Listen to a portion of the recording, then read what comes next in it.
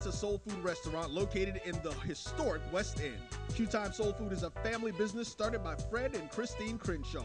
Come on in, relax, and sink your chops into our tantalizing, mouth-watering, distinctive soul food with a twist, the Q-Time way.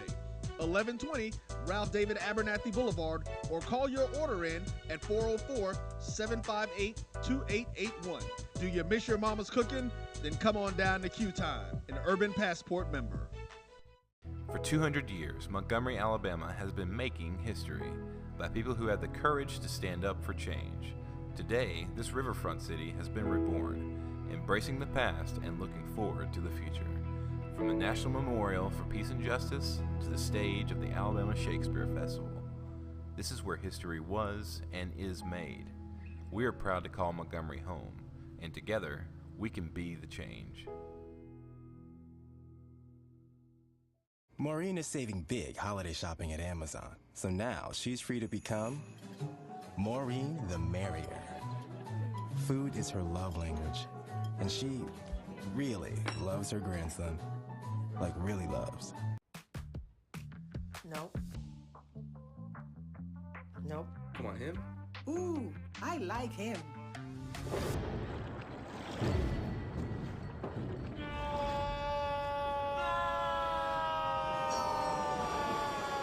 Quick, the quicker picker-upper.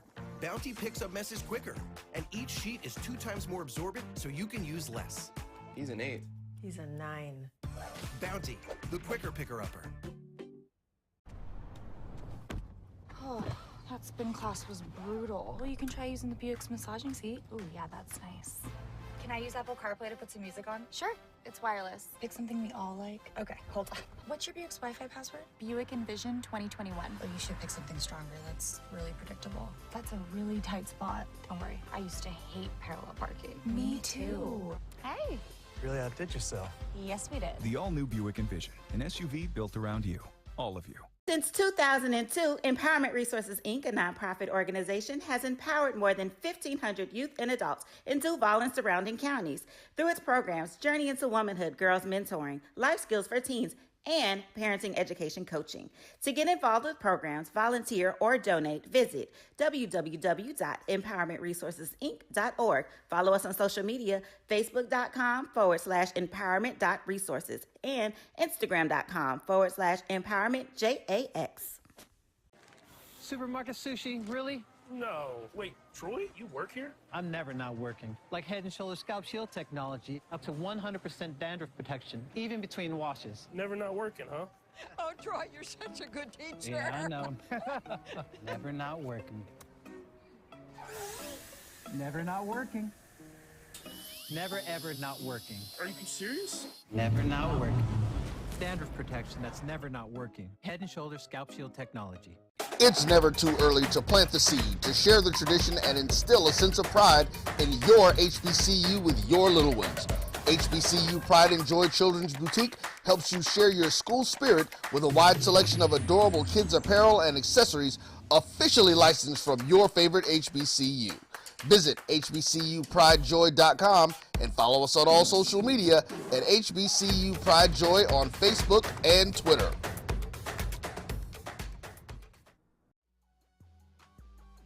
This is the Dean of the College of HBCU Sports, Kenyatta Cavill of Dr. Cavill's Inside the HBCU Sports Lab with Mike Washington and Charles Bishop.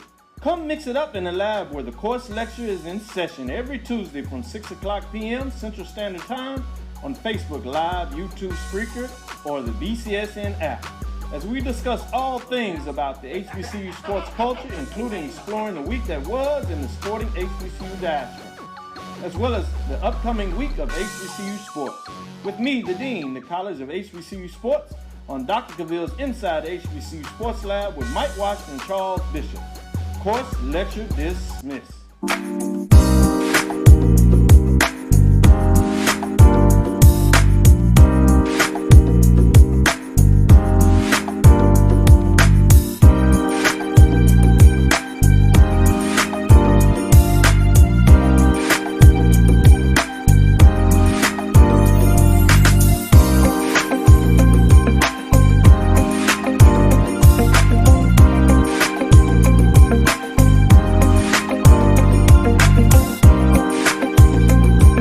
What's happening? What's happening?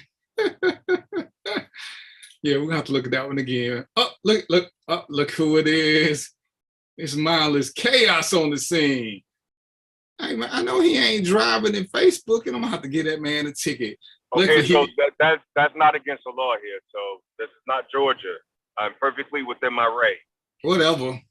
We need you to be safe, sir. I don't want you to start laughing while we talking no trash, and then you have no record something happen to you, and you be trying to vicariously sue me on that like that. Nah, you ain't got enough money for that. As long as you know what I'm saying. If you want the 28 cents. Actually, listen, look at that shit right there. That's the shit that you see that fucking accident right there. That's the shit we talking about. See, and they probably watching my show. They probably watch. Listen, I wouldn't doubt it. that was some real time shit right there. See, all right, what's happening, fam? Today is the 6th of April, 2022. It's gonna be me and my partner, Mindless Chaos, AK Brian Reveals, with his own show. He made a post I want to talk about because he tried to shame me right quick. I didn't like that being shamed, but we're gonna get into some things. He told me what I can't do, so he regulated me. He pulled a Putin on me, so I'm gonna respect him right now because he's a little bit bigger than me. And I think something said he was in love, so we're gonna delve into that because that's gonna be one of my topics. So to get my little monologue out the way, y'all know how much I hate woke people. Y'all know how much I hate third eye people because I think they got shitty insurance plans. When we start looking at things, and I'm all for a great debate, and this is how I met my man Mindless Chaos, aka Brian Reveals. Bring some intelligence to the conversation, and when somebody gives you something that's not factual, as opposed to saying what if or what about, just say, damn, I was wrong, and move on. Don't try to justify your wrongness with foolishness. Because we love to post things, we love to quote things that are totally inaccurate and don't want to have no kind of accountability for what we posting. And understand, this is Facebook, this is social media. We all got opinions. Me and Brian, sometimes we agree, sometimes we don't, but they're opinions. But when we start telling you things that are the reason, if I hate Brian, because he makes $60,000. Well, that's my opinion. Because he might make 70, he might 80. But if somebody give me something to show he don't make but 30, I can't say, he used to make 60. I just gotta say, my bad, because I'm posting inaccuracies. And we hate when people give us facts. Because then we just go to another argument as opposed to accepting that and moving forward. And the craziest thing that me and B gonna get into is I don't understand.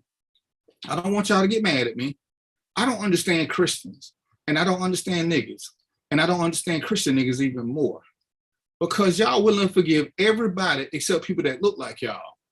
And I ain't gonna say no names because I was told not to, but it's crazy how y'all try to defend R. Kelly, how y'all try to defend Bill Cosby, but another brother who is taking care of a woman, y'all trying to sail them down the river, and y'all wonder why people don't want to talk to y'all. Y'all wonder why we can't get nowhere. The shit y'all choose to defend is asinine. Y'all will defend slavery. Y'all will defend your mama giving you misinformation. Y'all will defend, but then y'all will start to blame everybody else who gave you misinformation as being wrong or ignorant or whatever. I'm really confused about that. That makes no sense. See, Brian ain't gonna tell y'all a lot about himself, but Brian know a little bit about finance. If I got a question, I'm gonna ask him. I ain't gonna sit here and put myself out to be an expert. I know what to do with my $20. But if I got big money, I'm gonna call B and ask B, hey B, give me some insight. He can't tell me what to do, but he can listen to what I want to do and tell me what my decisions may mean for me. Then I gotta decide from there. But B can't say, invest in this, invest in that, because that may not be what I'm gonna do. And he don't want to be responsible for that, because that ain't how regular people give out information to their friends and family. What's going on, Antoinette? You do a little due diligence. But I got to know who I am, like he got to know who he is. And that's the important part. Some people want to get rich quick. Some people want to get rich over the long haul. See, those things make a difference, because I'm noticing you crypto people are really quiet now. And I don't know a whole lot about crypto, but y'all quiet as church mice right about now. I'm gonna ask Bill about that later on. I don't know how much you know about that, but that's one of them little question mark subjects. But all them stock people, y'all quiet as church mice now. 3 weeks ago, y'all was all billionaires. Everybody was posting at the first of the year, type, I'm gonna be a millionaire, I'm gonna be a millionaire. And I'm wondering, it's April now. How many of y'all exit thousandaires? Because again, B is my financial guy when I got questions. And you can't be a millionaire without making $1,000. I mean, it's physically impossible. And some of y'all still at the three digit mark, but you're gonna be a billionaire. And one of the things that we posted is financial aptitude comes from knowing how to manage money, not having money. Because if you don't know how to manage money, Brian can give you $1 million, you're gonna screw it over. But if you know how to manage money, you can turn 10,000 into 100,000. But y'all keep wanting to turn 10,000 into $1 million without doing any of the work. Y'all gonna flip it and script it and rip it up and buy bricks and birds and all that shit. And you're gonna spend all of it on attorney fees. But that's a whole nother story. I just want to start being, as I always say, let's be accountable and responsible for what we do, for the choices we make. If I make a bad choice, I can't blame Brian. He can give me advice, but he can't tell me what to do. He can say, hey, B, you should try this.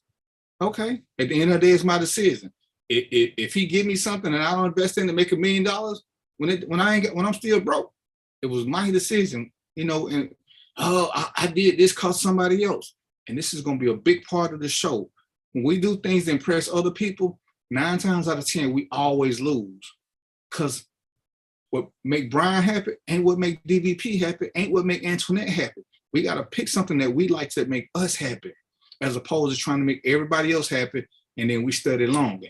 So that's my 5-minute monologue. So me and B finna get to it, because as always, I love this brother's conversation, because we gotta find something to argue about. Who got disposable cash? I got disposable cash, but there's a part of me that believes in safety. I don't have a problem with putting it in accounts and letting it slowly gain money, because I ain't at that point where I'm a big risk taker yet. When I get a lot of disposable cash, I'm gonna start investing. But I just need to see stuff, because I don't trust all these people with these get rich quick schemes. So be right quick, give me a quick introduction while you sitting there smoking a cigar like you big money. Come on, brother. First of all, it's always a pleasure and a welcomed reception that you and Jericho Broadcast Networks, shout out to y'all for, seeing that there is a relationship there that's all about entertainment and information. So I appreciate y'all for having me back on again. I am Brian Reveal's host, executive producer, writer, everything else. Brian Reveal's Media now, also the Brian Reveal Show. I am going to put out my 2nd season in June. What to look for this time? A whole lot more drama, a whole lot more comedy, and a whole lot more hood shit. That's what we're doing. We're taking it up a notch, because I think that with my first offering, I think we did really well. But what people are interested in, we got to follow the people, and then we got to bring you back home. So that's what we're looking to do. Season 2, a whole lot of ratchet shit to come. So be on the lookout. See, so he didn't like my idea of the show being called Mindless Chaos. Even though that's what he does, he thought he was gonna have to give me 3%. So he was saving his money. But I'm okay with that, because he's still my boy. But let's. You got it in writing, so there's no way. Hey man, it's video. But just quickly, tell me what your thoughts are on crypto. On crypto, okay, I don't have a lot of information on it for a reason. So what I do know is that it is not regulated by any industry, not any governmental or financial industry, in particular the SEC, which is what I think Americans or North Americans should be very, very, very concerned about. Now, is it a get rich quick scheme? Absolutely. But I'm sorry, excuse me. But it is for certain people who are willing to invest an insane amount of money that most people don't have. Disposable income. If you are a person who even makes $70,000 to $100,000 a year, I wouldn't spend thousands of dollars on crypto, because I think the opportunity that people are looking at is Bitcoin and Ethereum, and those are way, way, way too volatile now. As a matter of fact, I think JP Morgan was one of the investment houses that recently included them in their portfolios. And I think that you got a couple of others that are now starting to move in those spaces as well. If your financial advisor has not recommended that you include crypto in your portfolio, don't do it. Don't do it. Can you buy it? Absolutely. But that's something that you probably want to throw some spare change at. I probably spent a total of $200 for crypto. I'm not trying to look at it as a get rich quick scheme. I'm looking at it as a way to, okay, it's literally if you flip a coin. There's a whole lot more money to be made in the stock market, just in general. There's an average of a 7% return year over year with your money. That's including inflation. You're not going to get that with crypto. So look at the risk more than you look at the reward. That's what I would encourage anybody to take a look at before you even buy one coin of anything. So that's what I got. And I would say talk to several people. Don't just talk to your friend who's touting and talking about he got liquor. Because to me, it's almost like that pyramid scheme. The first 2 or 3 people gonna make something. Everybody after 3 ain't making nothing. And they swear they are, but they can't never show you. Every time I get one of these things, I'm like, this is what I do. Show me a statement. Don't show me no walls of cash. Don't show me no check. Show me a statement. You can black out the stuff and I can see where you're making deposits. I ain't seen one yet. If you can't show me a statement, I really don't want to have a conversation. Oh, I can do this. I can do this. Whatever. See, my uncle used to work for the Federal Reserve, and he said the same thing about how unstable it is. But all these people I know who invest in it, who still be wanting to borrow money from me, I'm like, but you just said you was rich. You just said, you got all this. You creating generational wealth, but you need to borrow $500 for me to get some tires? You got to be shitting me. Where's the math in that? So, and they don't want you to post nothing about it. But I'm watching you post all this. And here's one of the dumbest things I see, ladies and gentlemen. Anytime I see somebody who posting about their wealth and they got a wad of cash, who the hell deals in cash nowadays? Somebody talking about the government wrote them a check. You got to think I'm the stupidest person on the planet. The government, when they write a check, they don't send it FedEx. I work for the government. The government wants to deposit your money they want to do direct deposit. So you telling me you investing and you don't have a bank account for the government to send your shit straight to? Straight to. And I was a cop. I was a soldier. I know what government checks look like. Don't show me people getting checks at the door. That's bogus. So we got to quit falling for this stuff because we want to do this get rich quick thing. And I just had to get that out of the way. That ain't what I called Brian here for. But I know that's one of his areas where he can speak a little bit more intelligently than I can, which is, a subsection. When you don't know something, go ahead and reach out and get somebody who do know a little bit more than you, and don't be afraid to push them up. Brian got a show. Brian know a little bit more about money than I do. Why do I need to keep that a secret? I'm a shine regardless. So he can shine. What's up, Charmaine? Nah, he's smoking a cigar. They say like you smoking a blunt. You see how big that cigar is? If that was a blunt, he ain't gonna make it past the first 5 minutes of the show. And it looked like a legit cigar.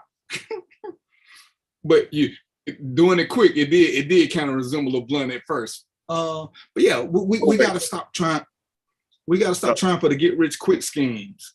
And you set yourself up for failure. So somebody was like, man, how you afford gas? I'm gonna tell you what gas is. This is logical thinking, critical thinking that y'all swear y'all got. When I buy gas, we're gonna just make it be $5 a gallon just for shits and giggles. When I buy gas at $5 a gallon, I drive a BMW. It's 22 gallons, but we're gonna just say 20. So I spend $100. I spend $100 to buy gas. And guess what I do? I go to work where they pay me. So gas is an investment. So make me understand how I'm gonna stop going, because I'm making way more than $100. So why would I complain about the price of gas, but don't say nothing about Starbucks coffee, which ain't gonna give me no return on investment? But every time I buy gas and I go to work, I'm getting a return on my investment. I guarantee that when I buy I fill up twice every week, once every week. So $200, and I'm gonna get a paycheck every 2 weeks. So imagine what that $200 is getting me. Y'all don't even know how much I make, but I do pretty damn good.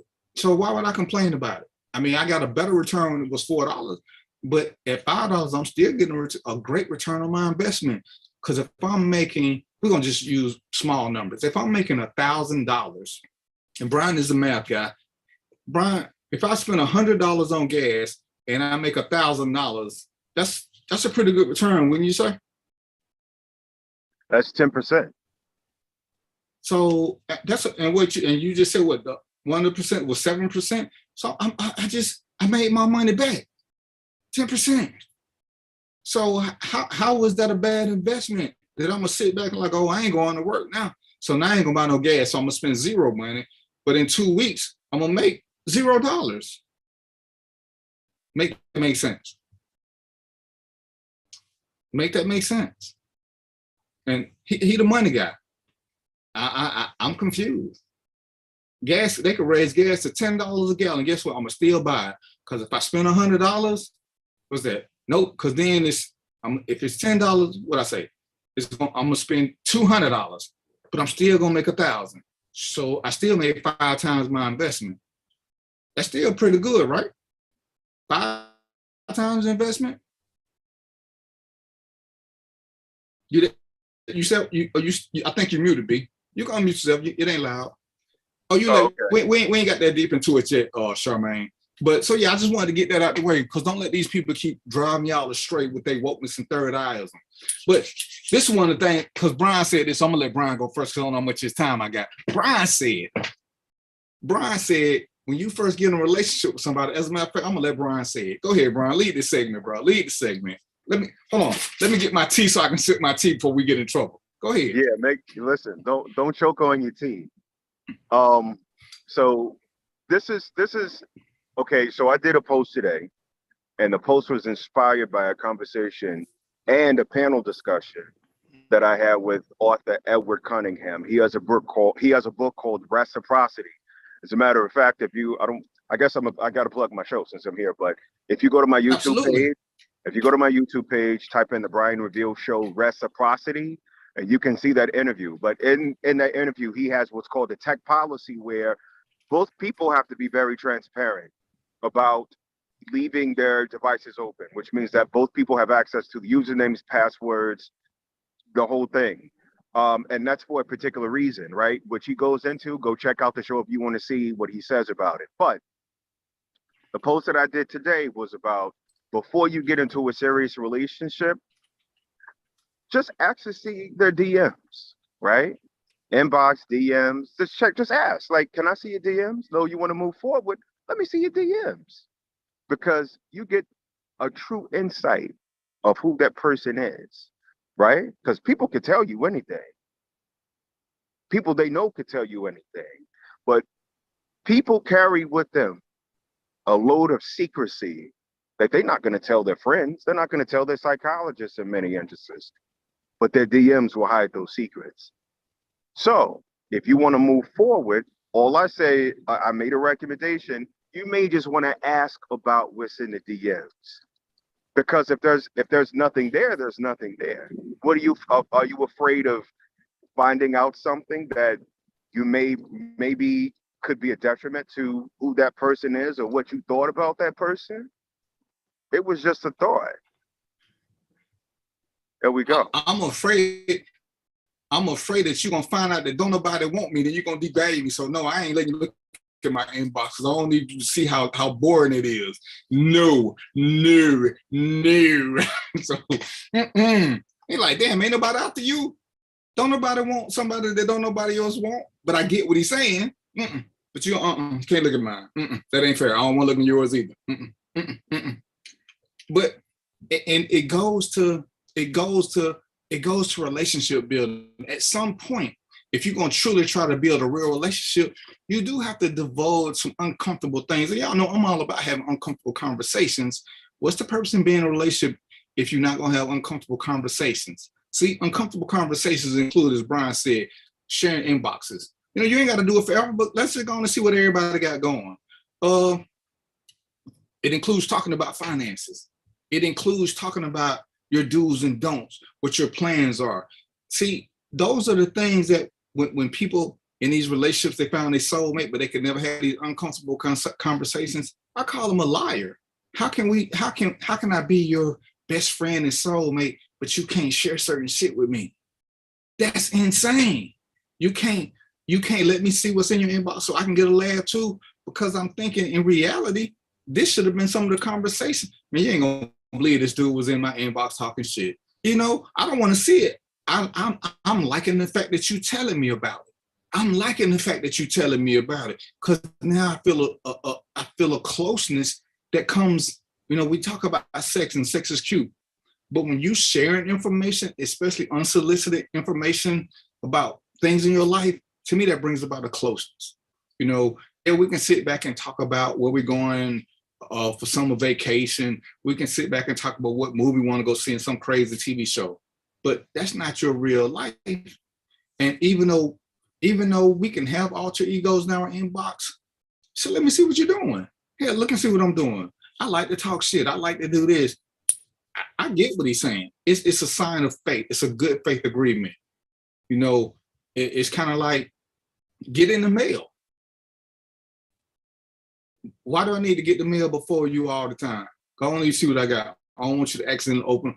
My wife can open up my bills. She can open up my bank statement. She filing for me. So what do I care? Oh, I don't need her to see this. I don't need her to know about this secret account. But why? Why? But that's that thing that, does your past matter? For me, Charmaine, and I'm gonna let Brian, as a matter of fact, I'm gonna let Brian speak first. Brian, does somebody's past matter? Yeah, absolutely. I mean, that's like saying your credit check may or may not matter, or your credit may or may not matter, or where was your mindset when you chose your kid's father? You know, why were you so attracted to someone who was connected to a street life, who left you with 3 kids? Because now it's my problem. You know what I'm saying?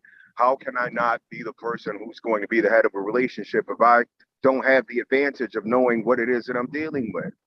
And see, what keeps men away from that conversation is because they're scared. We are scared. And we've been so attached to the secrets that now we are leading the dysfunction. That's what we have become. And I'm finna fight with it. That's what they become. That's why I tell y'all to watch out for these dudes. But why does your past matter? I'm gonna tell you why your past matters to me.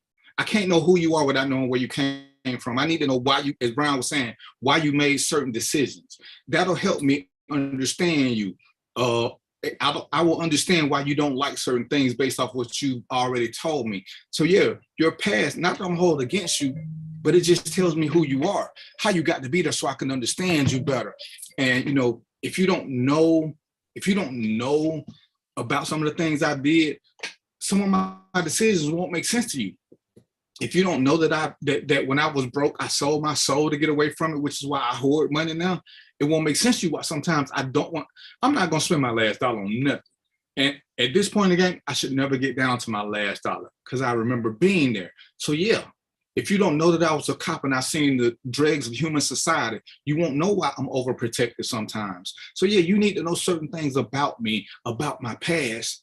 And if we're being honest, if we're being totally honest, most of the time when we tell a lie, we say that the person we're marrying is our best friend.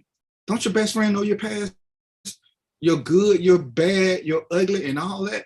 So how can you want to get married to somebody who's supposed to be your mate for life and you don't want to share this with them? Go ahead, B, I'm sorry. Not everybody treats their friends well. Some people owe their friends money. Some people are really some people really do fucked up shit to their friends. So I don't want to be your friend. I want to be better than your friend. So we can be boo, we can do all, but find another word from me.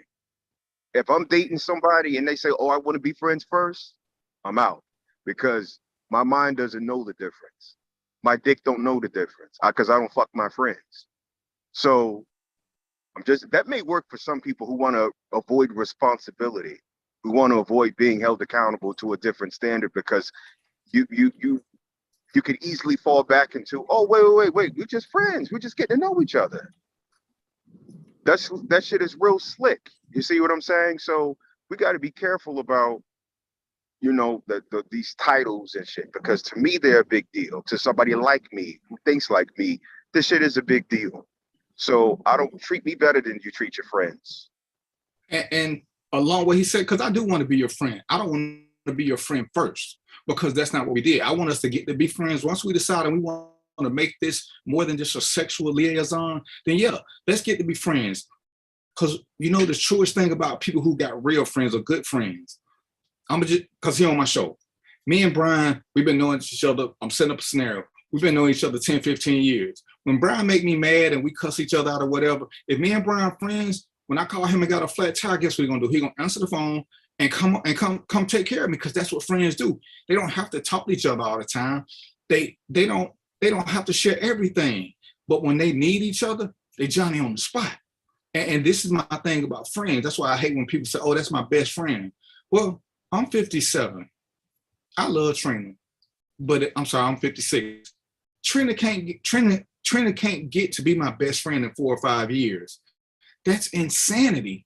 Most of our best friends are somebody who've been knowing 10, 15, 20 years. They know about the foolishness that we did. They know when we made dumb decisions. They laugh with us. They might have bonded us out of jail. Hell, they might have went to jail with us a couple of times on some foolish shit. But they know us. But you want to marry somebody or be in a serious relationship with one, and you can't share that because they may judge you. So if you know they're going to judge you or they can't handle the truth, I'm going to call those red flags. I'm sorry. Those are full-fledged stop signs. Why would I want to be with somebody who's going to judge me or hold my past against me? As Brian was saying earlier, I need to know why you made certain decisions. So once you made a bad decision at 19, 20, 21, at 30, 40, are you still making the same bad decisions? Or is this your first time making that bad decision? This will tell me whether or not you can be helped or whether or not you are just narcissistic in your thought processes. I mean, that's how I see it. So yeah, I want to see the growth where you are making better decisions. See, like with kids, I don't hold kids against nobody. A woman can have 1 kid because she fell for the generational lie about love. And at 20 something, some guy told her he loved her, yada, yada, yada, and he pulled the curtains over her eyes. I don't hold you accountable for that. But when you got 3, 4, 5 kids with 3, 4, 5 dudes, I'm looking at your decision-making process. And we're gonna get to that. Stop rushing. You stay with me on this, Charmaine. We build in the house. We build in the house. So when we get to this, because right now we're talking about inboxes. So I just sent you this. Man, I'm gonna have to put some of my people on probation. So what Brian is saying is 100% correct. But what you got to remember more importantly is how the person you are entertaining, what are they looking for? And that's why I hate when people say, I do this, I do this. Well, I'm looking for a woman who does this. Brian is looking for a woman who does that. You're not going to appeal to everybody. You got to find somebody who like what it is you're selling. Every woman ain't going to like Brian. Every woman ain't going to like me. So we can't say, and I hate when people say, oh, I'm perfect. I'm this, I'm the catch. You're the catch somebody who like what you're selling. See, I'm sure Brian has ran across women who have made a little statement about they like dudes with clean shaven faces. Ain't no problem. Guess who ain't your guy? We ain't gonna shave. But if that's what you like and you know that's your priority, then why are you having a conversation with me? Because you want me to change who I generically am. And you know, some guys may shave, some of us ain't. Woman walk up to Brian, she say, I like my men to have locks. Brian gonna say the same thing. So why are you talking to me? You wasting your own time because clearly I ain't got locks. So if that's what she like, that's what she can go to. I guarantee you, Brian ain't gonna try to convince her to try a ball guy. Because now he wasting his time. So when he get played by a chick who told him she like clean shaven guys with locks. He's a bald dude with a beard. So Brian can't come back in 3 months time, man. She was trifling. She did this. No, bro, she told you what she liked and you tried to change her mind. So you kind of played yourself. Accountability and responsibility. You know what she liked. You thought you could make her change. She didn't. So whose fault is that? It's on him. So And again, see, this kind of drifts back to his inboxes. If you see who she's entertaining in her inboxes, you can tell whether or not it's just social small talk or some of these are a little serious, because the ones that are serious, they go on for 6-7 months. The little cute shit, you might see 2 or 3 exchanges between them, then she got bored. So the guy she entertaining, what is he talking about? Is he talking about hustling? Is he talking about this? It lets him know a little bit more of your psyche, because sometimes we don't know this. It's easy to accept people as they are, Charmaine, but guess what? Some people have spent so much of their time being chameleons, they don't know who they are. They've been who everybody else wanted them to be. And that's a shitload of people. That's why I hate when people say, be the best you can be. Some people don't have a clue as to who they are. And I guarantee Brian probably know more than me because I'm an old man now. But lots of people don't know who they are. They're too busy trying to be accepted. One of the reasons I like Brian is Brian say a lot of crazy shit because he's crazy. But he don't really seek acceptance. He say some outlandish shit, sometimes full of fake. Some of it I think he actually mean. But you know what? I accept him for who he is. Now, I don't like some of his friends, but that's a whole nother story. that's a whole nother show. You really brought me on here to talk shit to me. That's what you did. No, but listen, can I say something really quick? Yeah, but hold on. Ain't that what we do? Talk shit? So don't act like you, don't act like, don't act random. Oh, no. Charmaine set you up for that one. She did what? Charmaine set you up for that one. Oh, see, Charmaine, you owe me dinner.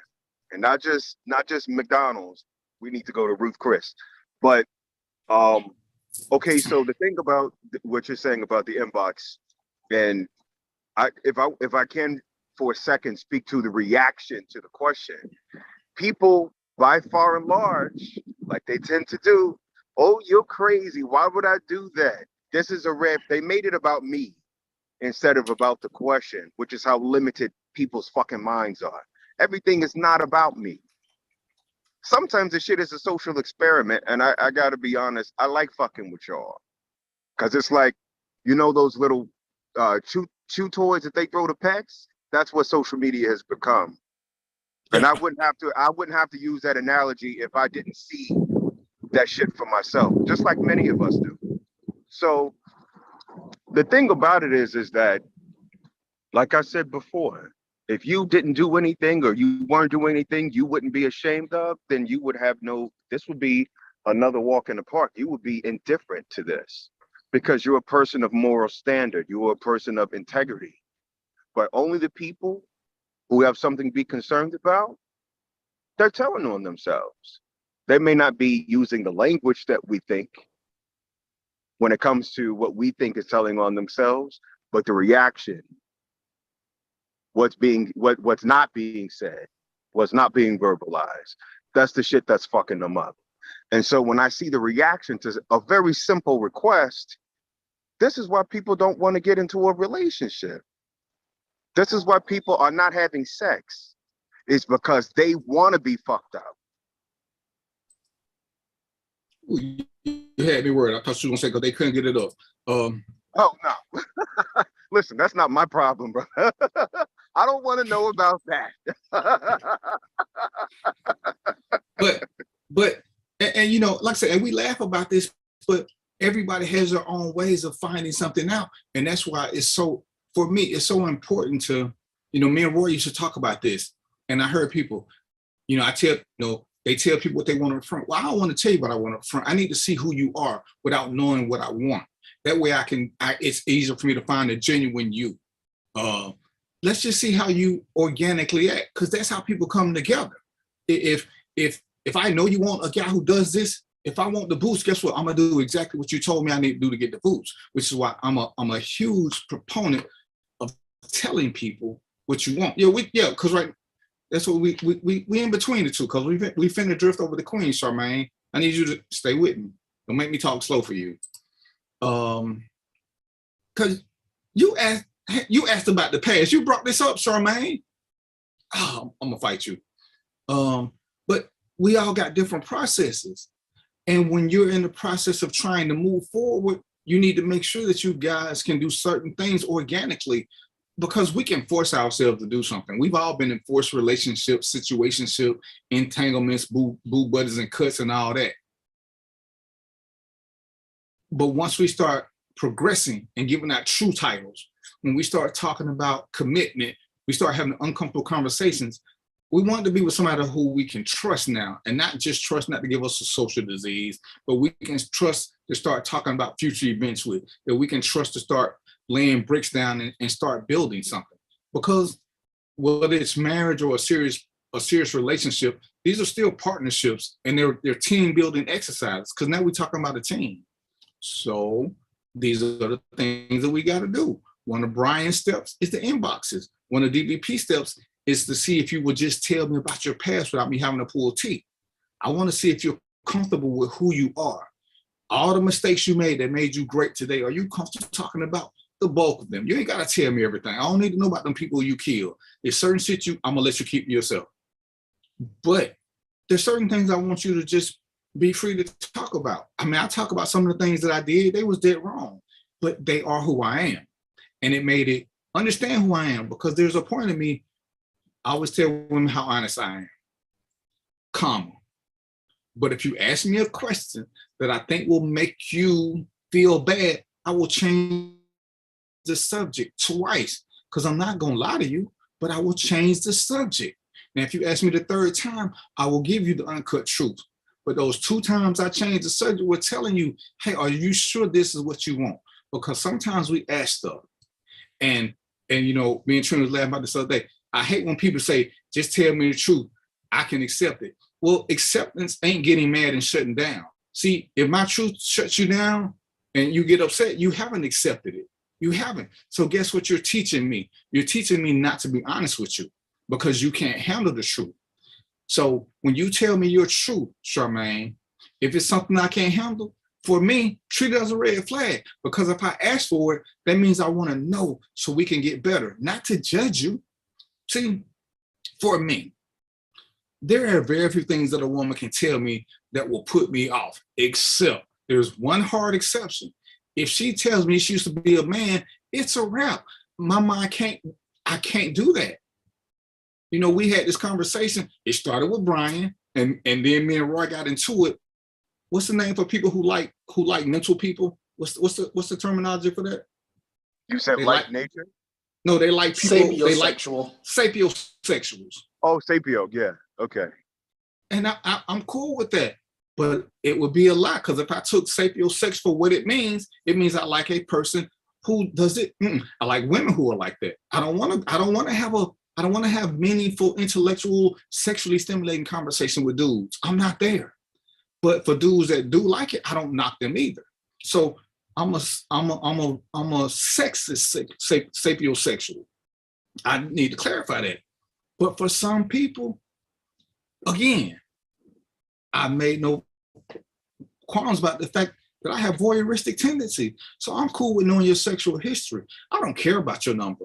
As long as when we get together, your number ain't still grown. I'm cool with that.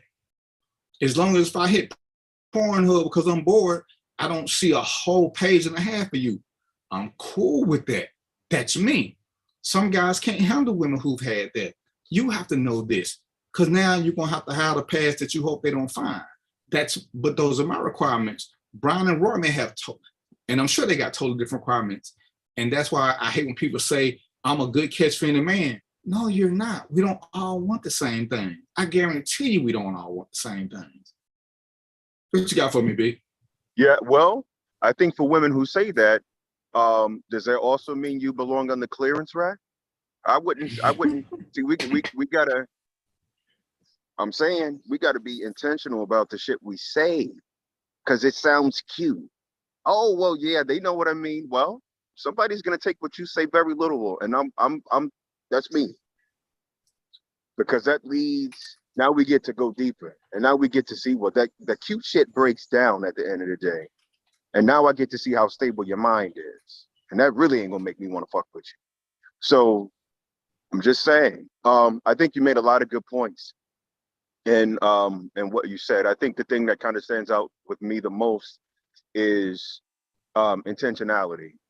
And, you know, what we do when we're not being watched, you know, we got to really be careful of some of the people we interact with. I'm learning this today. I was in therapy today crying my ass off.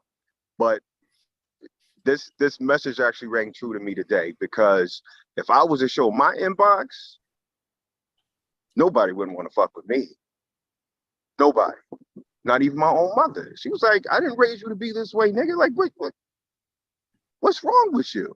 But at the end of the day, yes, she did. Yes, she did. And that's something that we all got to live with at the end of the day. Like you said, I don't really give a fuck. If you want that kind of person, you really got one. So for me, I think it's just best to be transparent. Would I show my DMs? I wouldn't want to.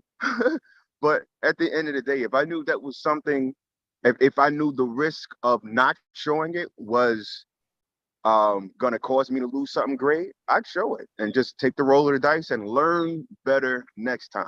That's what this journey is all about, or should be about, if you're smart. And they say, you know, people can't handle the truth. And again, I'm gonna stick with this. If you're dealing with somebody who can't handle the truth, why are they even up to be chosen? If you know going into it that you have to lie to them, it is your fault for picking that person. It ain't their fault. If I know every time I say something, you're gonna be upset or you're gonna fly off the handle and I still choose you, ain't but one person to blame for that. You've shown me this, which is why I say, when you see that, I'm gonna speak for Brian. We ain't had this conversation. There's a point when all ALL, all grown men have dude tendencies. See, if you show me you're not that one who I can build with, I will still have sex with you. I will still have sex with you. Oh, a grown man ain't gonna just, whatever. If a woman want to be used for her body and I got time, oh yes, I will. It ain't got nothing to do with being grown. We are what we are. So, well, why you still doing this? She's still making it available, but we ain't gonna build nothing because I know that I have to hide who I am.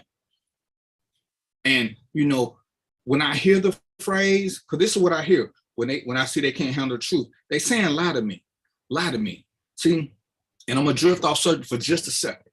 You know, you ever seen these women, and it's mostly women, and you know what? Let me phrase it. You ever seen these people, because dudes do it too, who swear, oh, if somebody ever cheat on me, I'm leaving. But then we all know somebody that they stayed with. But you said that was a deal breaker. Oh, well, next time, well, see, that means you'll deal with a cheater. See, for me, sex ain't a deal breaker. Getting pregnant or bringing me a social disease is a deal breaker. But I accept sex for what it is. It's a physical activity. And we have sex. We have sex with people we don't know. We have sex with people we don't like. We don't make love to everybody. See, that's the difference. But I've had sex with people. If I saw them again today and they say, hey, remember when? I'm gonna be so embarrassed because I don't. So I don't hold sex as a deal breaker. It ain't the emotional attachment that everybody wants to give to it. And if I see women acting like sex is an emotional attachment thing, I tend to veer away from them because you got stalker tendencies and you have problems understanding. Sex is just sex. And when we make love, that's a personal thing. That's an intimate thing that I don't do with everybody. Few and far between. It's kind of like this inbox. Brian ain't gonna show his inbox. You heard what he said. He said it. He ain't gonna show his inbox. He's only gonna show his inbox to somebody he doesn't want to lose. If he don't care about losing you, he gonna tell you to kick rocks. He ain't gonna show it to you. You were just a fun thing. You tried to promote yourself. He didn't do it. And this is where we get to that. What is it when we get to it? Because we're finna talk about how we pick our queens. Because that's why I saved it for last. But for him, the inboxes is one of those tests. It's one of those phases you got to pass to show that you're willing to share. So I've met women who said, you know, if you're gonna cheat, just keep it respectable. I can respect her because she's told me that she doesn't think that guys will stay faithful. I can accept that concept because it's put out there way too often that guys will do it. It's hard for me to grasp the concept of a woman my age thinking that men don't cheat or have never cheated. Now, I may never cheat, but the fact that we can have this conversation and we understand where it stands with each other, because all she asking for is respect. Don't let the streets come knocking on her door. That's all she asking for. I mean, hell, me and B, I'm gonna speak for him again. We don't want a woman cheating on us, but if you're gonna step outside, don't let that shit come back. Somebody start calling me. Don't, because we can't control you. We trust you like you trust us. When I go to work every day, Trina trusts that I'm doing certain things. When I go to work every day, I trust that Trina's doing certain things. And as you said earlier, Charmaine, I'm gonna trust that until you show me different. Now, Roy says he's never cheated in a relationship. And I'm going to take Roy this because y'all know I done call Roy a white lighter. Wait. Okay, Brian ain't going to let Roy out of this, so go ahead, B. Never cheated how, Roy? Get out of here. How? And we ain't talking about college shit. You never cheated how? Can you talk, Roy, or you just typing? I mean, it's a statement. I've never been in a relationship and stepped outside of a relationship.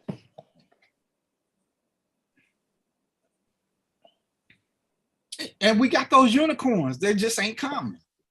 And, you know, and this ain't to pick on Roy, but that statement usually goes with guys who create the breakup. You know, I had a coworker that he would go to Jamaica every year. And he proudly said his first or second day in Jamaica, he started a fight with his wife so he can go have sex with some girl he met. But he started a fight so they can be at odds so he can say he ain't cheating. Because, you know, we know how to play the game. You make your woman mad, she like, get out of here. So he get out. See, it's her fault. I ain't never done none of that neither. So. Oh no, I ain't saying you. I'm just saying there was a guy who I know, and he was proud of this because in his mind he was never cheating because she put him out, even though he instigated the argument just to get put out. In his mind, he was never cheating, and it's like, dude, if you got to go through all that, you know, you love her, yada yada yada. And it's so funny. The same dude, the one time she cheated, he like to blow a gasket. Why you upset, dude? You every year you sleep with a different woman. She can't do it once every 5 years. He's like, you not understanding. I said, you're right, I'm not understanding. I'm really not. I don't get it. She can't do it once every 5 years, but you can do it every year. Well, you know, that's not how women do it. The male ego is not built for that. I'm not saying that I endorse it. I'm just saying that there are certain men with a certain mentality that when we do it is somehow justifiable, meaning that we have the just cause not to go back to our women when they cheat on us. It's somehow more devastating. You know what I mean? That's because our overactive, you didn't want that. Our fragile egos put up a sex scene that we know didn't happen, but that's why we can't handle it. Because we don't. I guarantee you, the first thing a man says when he finds a woman cheated, did you suck a dick? Because that's the first mental block we got. Now we know that ain't what she do, but that's the first thing. We think they done had porn star sex all over the place. We think it's 20 cameras, it's made for TV, it's the #1 seller. We know she ain't that good in bed, but when she tell us she gave somebody else something, we imagine the worst of the worst.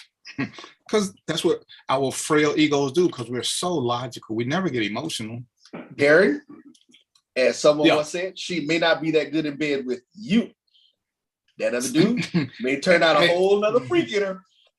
And, you know, I didn't want to go there with Will, but that little young boy did some stuff that Will hadn't been doing with his billions of dollars for 20 years. So that's the shit you find out in the DMs. You know? Right. And as Trina say, the male ego isn't her problem, but it is, because for years, women have had to dance around our fragile male egos while we holler how logical we are and we're not emotional. Women are emotional, and I'm gonna stick to what I said. Women cry more, but men are way more emotional. Men are way more emotional, but they sit down and tell that lie, and women will bite into it. But how many women have stayed in a bad relationship for the kids? Dudes ain't gonna stay in a bad relationship for the kids because they're emotional. They hurt. They gotta run. They gotta do something else. But they see that as logical. Is it logical to leave your child behind because your feelings hurt? Of course it's not. But you want some weak shit. But hey, I ain't gonna call you names because Brian told me not to.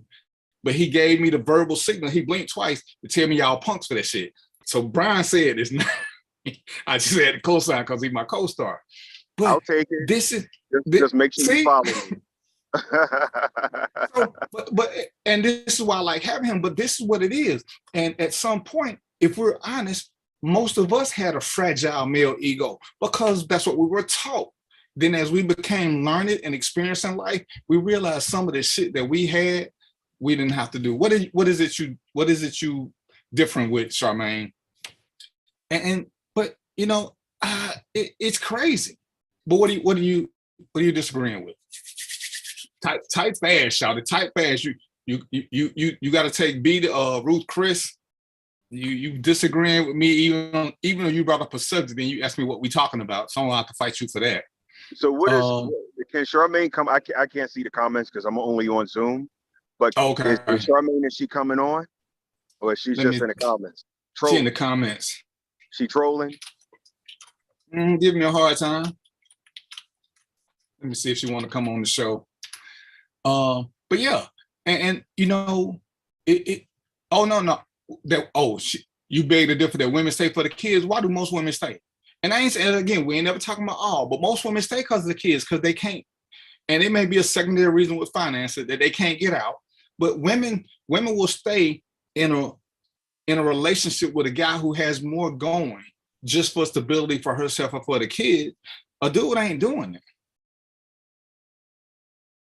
See, don't make this personal, Charmaine. You choose to have the struggle of being a single parent. And I say that's the right move to make because kids invariably know when they're in a hostile environment.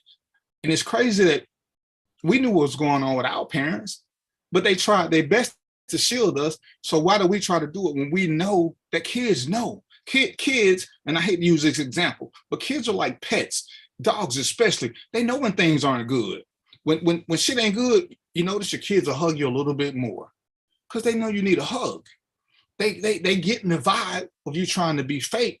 And that's why a lot of them stay in bad relationships because they think it's normal because of what they grew up with. That's one of those generational curses / cycles that we have to start breaking. It's okay. As Mary J said, it's okay. You can do bad by yourself. You don't really need a partner to do bad. What we looking like? It's 5 minutes or so. So this process, when we're promoting people from cut butters or friend with benefits or whatever, we should have a reason other than the sex was great. What's making us comfortable with them? How honest can I be with them? You know, every time I see, you know, somebody said, man, I wish I could have a relationship like you and Trina. Dude, you married. So you married to a woman that you can't talk to? Make that make sense to me. Make that make some kind of sense to me. Okay, Lady so saying, man. Do you think that he's probably looking at it from the outside? Because from the outside, you all look like an unconventional relationship. And I think that's probably what he may be alluding to. I don't know the brother, and I don't want to speak for him. But do you think that that's probably where it's coming from, other than the transparency? No, I think the same thing with this couple that we ain't gonna talk about. We fill in blanks where we want to.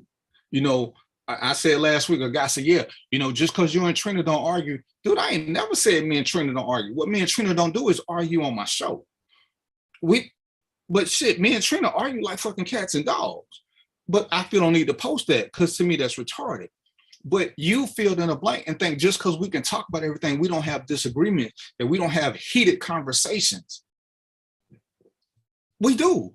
If you ask me, I will tell you. I'm just not going to tell you what we argue about or why we argue, but that's insane because everybody does it. I saw somebody say, oh, me and my husband have never argued. You got to be shitting me. Do y'all talk? Do y'all live in the same country? Oh, we disagree sometimes. We never argue. And I've never argued either. But you ain't married. You ain't married either. Yeah. But see, I don't think how many times you been married? To do with that though. I think it's about how you handle conflict, and people are not having those conversations before they get into a relationship. And it's a simple question: how do you handle conflict? But right. It ain't even. But it's not so much as conflict. B, you and it, we can sub-define argument, but there is no way that I can have a woman who's passionate about something and I'm passionate and our voices don't elevate. That's an argument. Argument ain't throwing pots and pans, but there are times that we screaming our points across and it's okay. because it's just how Trina's from New York. One of the first things I had to learn about her is most New Yorkers talk loud. For me, that was an argument. It's an aggressive tone. It's not talking loud. It's an aggressive tone that I think that a lot of people who are not familiar with the culture, they misinterpret. It's a misinterpretation. Right, because I heard her yelling at me, and it would shut me down because I thought, hey, when you yell at me, and I had to learn it was who she was. It was her passion. Just like when I get into that phase, I become much more black and whitish, and I don't have a lot of flexibility. So we were actually agitating each other by being who we were, because we had so many great conversations that when the conflict arose, it wasn't there. But I would still classify it as an argument if I'm, in the broadest sense. So yeah, we argue because hell, sometimes we just don't fucking agree with each other. And she's passionate about her point of view. I'm passionate about mine. And guess what we do? We learn that we don't have to always agree. And that's okay, because I'm my own person. She's her own person. Hell, I don't always agree with Brian. Me and Brian didn't argue. I don't know what he saw, but we don't argue. I done bust a cap lock on him. I think he shot me a bird one time, a cyber bird or something, but it's okay. I know he had good intention, but but the thing is the intent of the argument is the argument to be disrespectful, which is what I think some people take argument as when we start speaking disrespectful to each other. You don't have to do that, but you can still vehemently disagree and still be cool with it, still kiss and hug after. Because you know who does that? Friends. Friends can disagree with shit. Hell, friends argue all the time during sports games. And after the sports game is over with, they go out and do whatever together. And this is why that part is so important. It's so important. And as you got anything else on that one, Brian? I think it's about really the escalation, and what defines a dispute versus an argument. And I was about to say, as I was saying, I've never been into an argument, because I'm not wired that way because of how I grew up. I grew up around a bunch of loud motherfuckers, and when you are in a house with all of it, because I'm a very balanced centered person, I come to my homina homina homina zoomina homina shit. You see what I'm saying? And so that leads me to, when I get upset, I get quiet and still, because I don't want to react to the volatility. And maybe because like I can distinguish between when something is escalating, which in my mind means an argument, versus the dispute. Then I got to navigate how I respond to the escalation. Typically, I'm ready to stop it. Because when I get angry, I black out. I don't know what I say, what I do. If I'm joking when but at the end of the day, I've never hit anybody. Please don't copy and paste that shit. But at the end of the day, too late. Well, listen, we got the whole thing, so whatever. But yeah, you got. I mean, we too old to be out here fighting. We, doing the Will and Jada. We too old. But we don't have to fight. We don't have to fight. We can still have passion about something. We can still have that passion. And for me, the arguments are about passionate things. We shouldn't be arguing about Will and Jada, but we should be arguing. We can have arguments, agreeing to disagree on other things, and the passion that comes from it. I don't see anything wrong with that, because see, this is where y'all confuse me. Because most of y'all who are tripping right now know that some of the best sex you can have is makeup sex. What does makeup sex come from? It don't come from going to the mailbox first. It comes from having that heated argument with all them enzymes and hormones that get the raging, and in the middle of her talking shit, you just want to kiss her or something like that, because the pheromones is being released during the argument. So it's okay, because we all love makeup sex. What you got, Roy? See, stuff like that, man, it's just a matter of being able to tap into your passion in other ways. Because the whole thing with arguments and things of that nature, I mean, like I said, arguments and disagreeing are two separate things. We're gonna disagree with stuff because we're two different people. The arguments happen when neither person wants to move off of their opinion and they're bent on trying to get it across or try to convince or change the other person's mindset. That's usually where arguments come in at. And so that's the thing. So like I said, I get what you're saying, because I definitely agree with you. There's some different stuff as far as the way people deal with things from an arguing perspective and all that kind of stuff. So, but it's just about the it's about passion. I mean, that I'm gonna be honest with you, because that's one of the things. I've never been in a relationship where I've had technically makeup sex, where we done argued like that, and then right there we just getting into it. Find other ways to spark the passion and to make it, because there's a difference that you can have passionate sex without it having to be makeup sex. But why is makeup sex great? And hold on, let me just give you something. Because, see, I'm going to fight both y'all. Synonyms for argument include quarrel, disagreement, squabble, fight, dispute, wrangle, clash. See, all of them mean the same. We just keep using a different word, but they're synonyms. And so we sitting here, it's like when I said the word train, and everybody says, oh, ain't nobody going to train me. But train and teach are the same thing.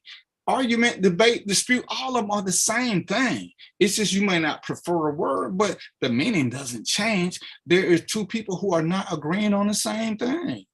It is what it is. So why not?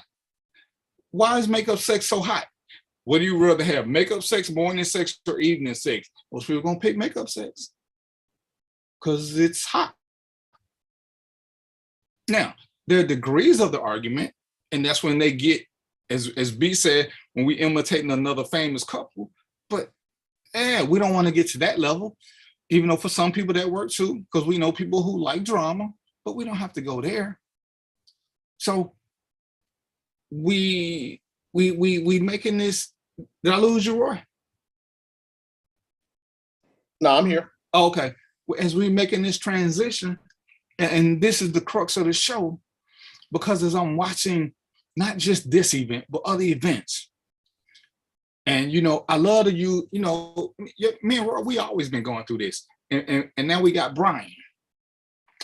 Brian, I saw your thing said you're in a relationship now. Is that true? Can you say on social media? Because I saw, when you posted that question, I seen people talking about it too. So you invited this couple. People said, oh, you're in a relationship now, you should know better. So come on, unmute yourself. Don't give me the face, brother. Don't give me the face. Unmute yourself. Yes, it's a lot of broken hearts out there, brother. A lot. What can I say? I didn't even know it was that many. You won't until you put it out there. So, Brian, I'm gonna ask you first. Then I'm gonna go to my super producer, Brian. When you chose her, and I don't know how far y'all along in this process, but I'm assuming y'all must be more than just cut butters now if you done chose to change your status, because that's always a big deal in social media, because social media is always full of truths. In this whole process, but whose approval did you need to pick her, Brian? I'm over 40. What do you mean approval? Whose approval did you need to choose her?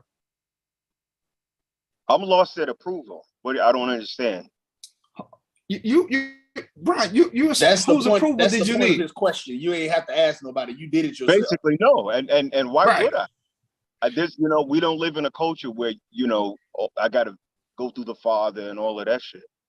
Yeah, you do. But we're gonna get to that. Roy, you ain't it. But before, when you had one, whose approval did you need?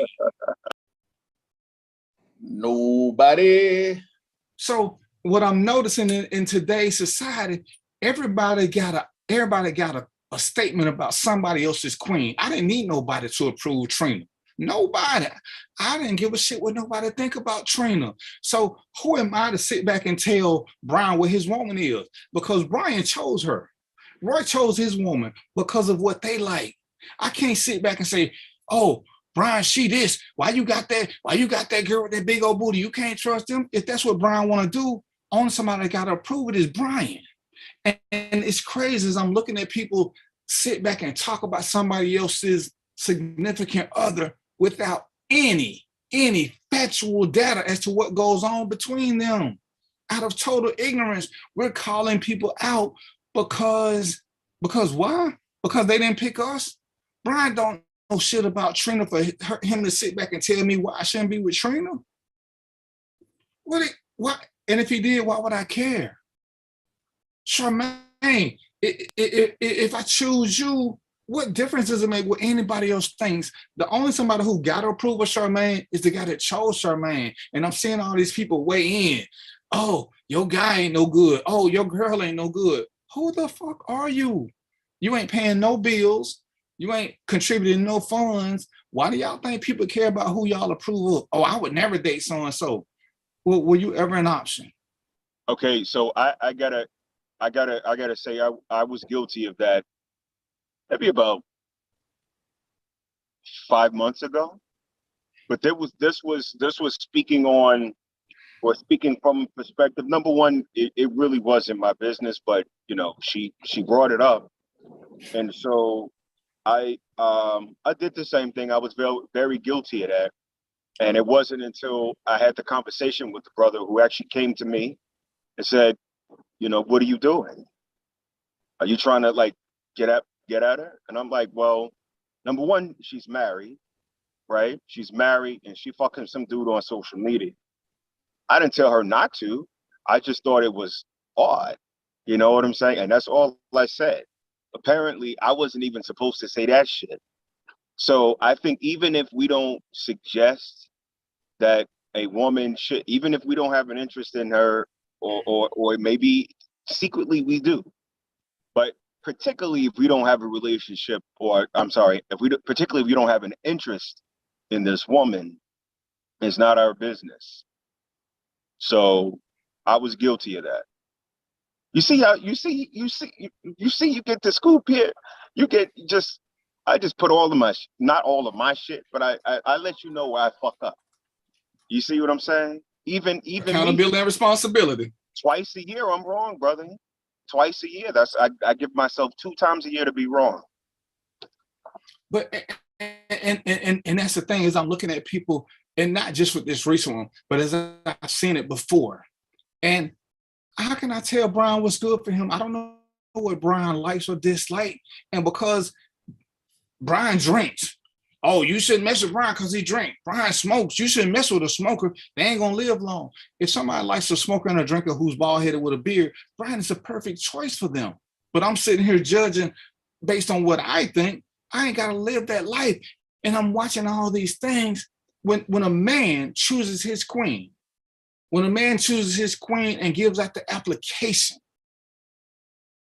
under there, he ain't no signatures for references or approvals. It's his. And it's insane for us to sit there and try to tell a man what he should or should not choose. Oh, B, you worth better than that. But how do we know what B think?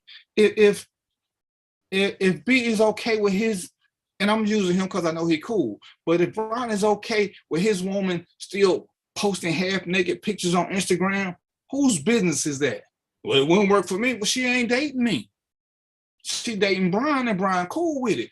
Brian, your girl like, Brian know this shit. So why am I telling Brian what he's, oh, she this. She is what Brian approves of, because Brian is a grown man. Brian got choices. Brian done told y'all he'll walk away. His feet work. So why is it we sit there, and I don't put no blame on Brian for his choices. I blame Brian woman, because I'm sure she got him tied up in super glue to the point he can't go nowhere. And the crazy thing is looking at social media, we always excuse the men. We always excuse the men. These same men who want to be kings and submitted to, they ain't smart enough to make their own decisions, that they always get a pass. When do kings get a pass for bad decisions? And if they want submission, that means they want to be the leaders.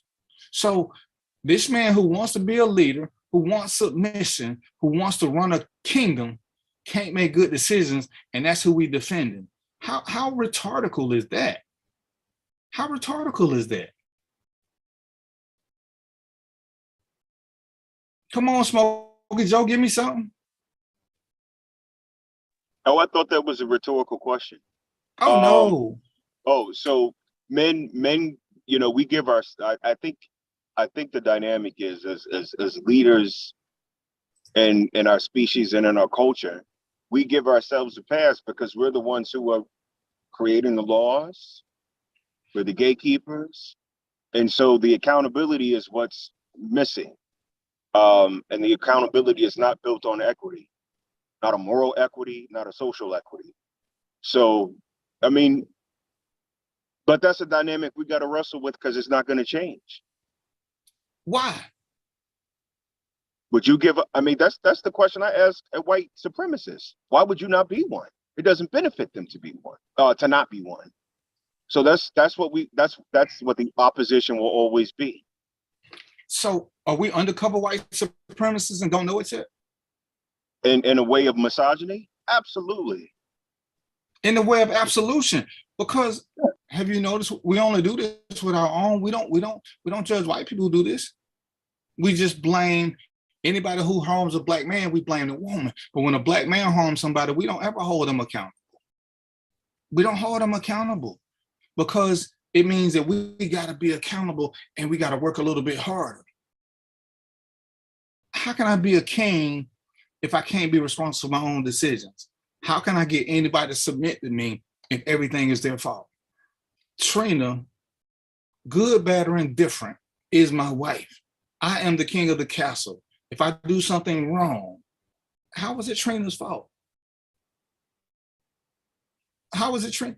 Because who's responsible if the ship sinks? The captain, right? Not the cook, not the first mate, not the gunner, the captain, until it comes to us. We will forgive everybody and their grandmama. We forgive slaves. We forgive crooked cops. We forgive child molesters. We forgive wife abusers, but we will never forgive a wife. We will never forgive the woman. She receives hella scorn for every bad thing that happens to.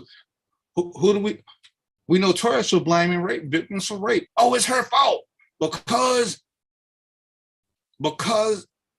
she went out. It ain't the man's fault for being a rapist. It's the woman's fault for wearing a dress. Brian robbed the bank. Oh, it's his woman's fault. Brian robbed the bank by herself. His wife was at work. Oh, if she was a good wife, she would have had him in the car with her and made sure he didn't do it. Are you shitting me? So now men ain't got no control. And then dudes wonder why women don't respect us because we sit back and co-sign this shit. So I'm going to pick a queen who is running my household. And as Trina said, if I let a woman make me react to everything she's doing, then technically she's the leader of the house. I ain't going to do this until she does that. That means I'm reacting. That means she's in charge. She's the king. She's the king. But I want submission. How does that work again? Were you poking at me? Or you were trying to set me on fire? No, I was saying that was, I'm going to set your point on fire because that was a good point. I think that you can't have it both. Okay, we can't have it both ways. You cannot be a leader of the household, but then blame your woman. Or I think there's a shared responsibility when it comes to resolving the issue, but the decision on where do you go forward after you identify the issue lies with the man. Now, there are plenty of other different cultures, I'm not sure, where I think brothers like that, they may want to try to go in that direction, but the Western culture does not perform that way. It's not made up that way. We can't have it both ways. And this is what I don't get, because me and you talked about this before. When we talk about generational curses and post-traumatic slave disorder, when we didn't get this from our ancestors, because I know good and well we didn't hear our granddad blaming grandma for nothing. We didn't hear our great-granddad blaming our great-grandmama for nothing. So where did this come about with all this traumatic shit that we got? We picked the worst shit to try to fall back on, but we don't want to stand up.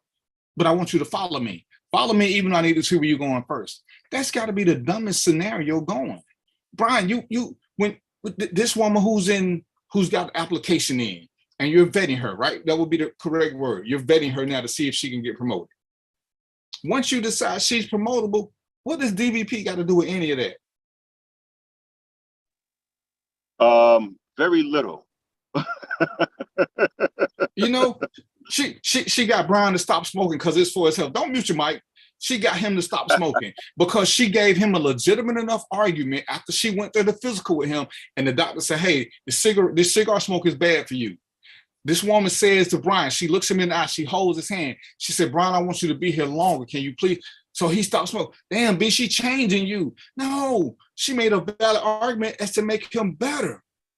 But, oh, B used to smoke till he got with that controlling ass woman. Are you shitting me? So B can't make his own decisions no more. And that's what we do. With no facts, we people who typically to make that kind of argument, there's those are people who have that's how they bond. Because cigar culture, bar culture, gambling culture, people who are going to make that kind of argument is because they know that they're going to lose someone that they've made a bond with. And so I think we got to recognize that too. There's a lot of people who don't know how to let someone go, even if it means you're going to evolve from that. Sometimes you can evolve right out of somebody's life. That doesn't mean that they're gone. That means the relationship transforms. And it's a different way of navigating. How do you go about sustaining that if you can? You know, at the end of the day, I think it lies on the person who, and really ultimately the relationship, because, you know, I'm not going to listen to anyone outside of my relationship on what's best for me, even criticism. Because if that was the case, I would be in a relationship with you. So give me a precursor, because I don't want her to get the big head. Give me a precursor of what got this woman an application. Maturity on my behalf. One of the things that I discovered earlier this year was I needed to do some work on me. And a lot of people say I'm doing work on myself. I think people can do both. But through my work, I discovered that every single relationship I've only been in two, they were very controlling. And if it didn't go the way that I needed them to go, then they never progressed. So if I couldn't be the controlling person, I wouldn't be in the relationship. So excuse me, I'm having a moment. But I think that, you know, growing up seeing a lot of abuse, and even though I've never been in a physically violent relationship, I did my best to not be in one. Meaning, any signs, red flags that would suggest verbal abuse or emotional abuse, to not go in that direction. And so once I recognized that and I did my work, which I'm still doing, I had to come to that conclusion to do that work before I got into a relationship. But the realization became before the therapy. This is week 3 for me. And therapy is always a good thing, brother. Therapy is always a good thing, especially when a brother accepts it and takes it willingly. Because then you can be a little bit more open and honest about what's going on with you. And as you say, you can self-reflect. And that's one of the greatest things to accepting accountability and responsibility. You gotta accept your choices. Ain't nobody tricks you into doing nothing, but it's our standard escape phrase. Oh, she tricked me. And I'm watching people I'm watching us. Our ability to degrade women while men are crying, oh, we're the least respected. No, we're not. You can look at social media and tell you who the least respected is. The least respected is the Black woman. She is clearly the least respected. Social media is the first to call a Black woman out of her name and see other people who look just like her call her out of her name and co-sign that. Why is that? But again, when R. Kelly, Bill Cosby came up, everybody was going out of their way to defend them. I don't remember anybody blaming Camille for Bill being a rapist. So how do we blame this new shit on something? Camille was at the house a couple times. What woman lets her man go to a hotel that often? Ain't none of that. So now, you see the generational divides? Nobody blamed Camille. Hell, R. Kelly was married. Nobody blamed his wife. But now all of a sudden, for men's fragile ego to stay intact, people will attack the woman. You know why? I got a philosophy on this. You know why we attack the woman? Because we've seen throughout history, women can bear the brunt of that attack and men cannot. So it's easier to attack the strong one in a relationship. Let's attack the strongest of the two, because men can't handle this. We don't want to break them any further because they're already broken, because that's what they cry. Oh, I'm broken. Nobody respects me. Nobody does this. Nobody does that. Oh, woe is me. Woe is me. Brian again told me to call y'all punk asses. If you spend all your time crying, why would anybody want to be part of your kingdom? Why would anybody feel safe with you? Why? And yes, the man is supposed to make the woman feel safe. The woman is supposed to make the man feel at peace. Because we are supposed to be the protectors, providers, and all this other bullshit that we lie about. So if I'm a protector, how is she making me feel safe? I'm supposed to be protecting her. This ain't duality. This is not, we are not equals in that respect, except for y'all 50-50 guys. What's your job? Remember, now you want her to bring shit to the table, because clearly she got to bring the gun, the knife, the bulletproof vest, the shield, some of her friends, because your punk ass ain't got nobody, you can't fight, and your feelings gonna be hurt, just like that. So when she called her boyfriend, when she called ex-boyfriend to come over to help you fight somebody because you finna get your ass beat, you mad at her for not letting you get your ass beat with pride. I'm so confused. I'm so confused. Which is why, like I say, Brian's post, and it's so funny when I saw it, it made me go back to this, because people, as he said, they changed the narrative and they made it about him. When he didn't make it about him.